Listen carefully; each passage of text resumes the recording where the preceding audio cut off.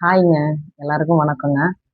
எல்லாத்து வீட்லயும் இந்த திடீர் சாப்பாடு, திடீர் பலகாரம் அந்த மாதிரி எங்க வீட்ல இப்ப என்ன தெரியுமா? திடீர் சிக்கனு. பாருங்க வேலைய விட்டு வந்த உடனேயே நான் வந்து சிக்கன் ஒரு 1/2 கேஜி இப்பவே சாப்பிட்டு, இப்பவே காலி பண்ற மாரி எடுத்துட்டு வரேன்னு சொன்னாரு. நான் வேண்டான்னு சொன்னா கேட்கல. நாளைக்கு சண்டே எடுத்துக்கலாம் அப்படின்னு சொன்னா கேட்கல. போய் எடுத்துட்டு வரேன்ட்டேங்க. இந்த 1/2 கேஜி பாருங்களேன். பாருங்க. இதுதான் 1/2 கேஜியாம்.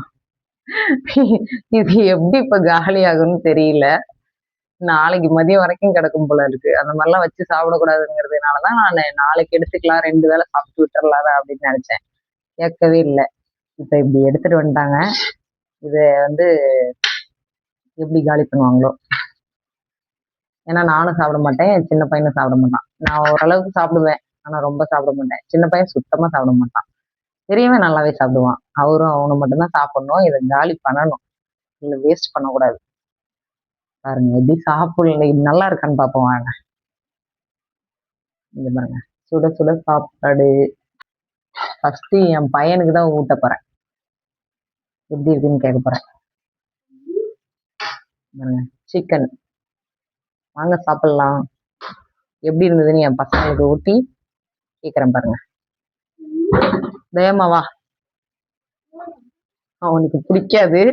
வீடியோக்காக வரான். அவங்க நல்லா இருக்கா? நல்லா இருக்கா? நீ வா. இவருதான் சிக்கன் சாப்பிடுறவரு. நல்லாவே சாப்பிடுவாரு.